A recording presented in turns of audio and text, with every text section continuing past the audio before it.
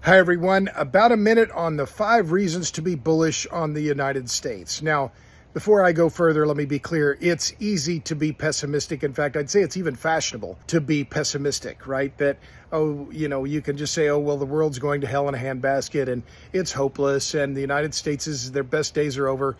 And you can name all the problems. And yes, I can easily do all of those things. I could spend hours talking about the challenges that the United States faces, and there are many of them. But let me just stop for a second and point out, if you don't know me, my name is Robert Bryce. I've been writing about energy and power for over 30 years. I give you the facts and the numbers, not the spin about energy and power. Okay, so back to the problems. Yes, infrastructure. We've let our infrastructure decline. We have incredible amount of partisanship and divided electorate. Our presidential candidates are not very appealing, let's be clear. But it's also important to remember that the United States has some structural advantages relative to the rest of the world that are really important, and they are, in fact, undeniable.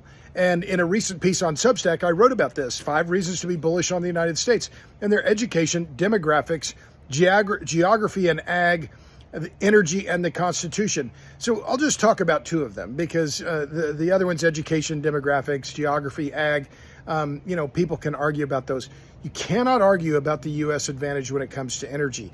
The U.S. is the world's biggest producer of oil. We're the biggest producer of natural gas. We're the biggest producer of nuclear energy. We have been innovating around energy for a long time. We are an energy exporter. We're not energy independent, but we are a massive energy producer. And because we're producing so much energy, and in particular natural gas, the U.S. has a price advantage in terms of energy costs over nearly every other country in the world. Natural gas in the U.S. Sells for about 1/5 of what it does in Europe. So those are key, but the one that I keep coming back to is the Constitution.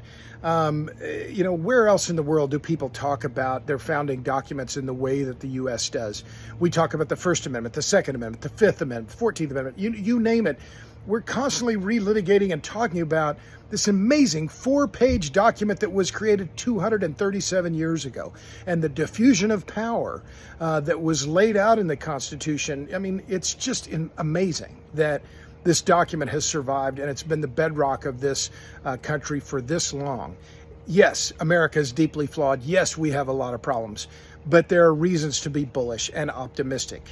I'll end with what Molly Ivins, the late Molly Ivins, said. She said, I'm optimistic, she said, to the point of idiocy. That's me. I'm optimistic to the point of idiocy. Optimism is the way forward, not pessimism. Okay, I'll stop there. Follow me on Substack. You know where to find me, robertbryce.substack.com. Thanks a lot. See ya.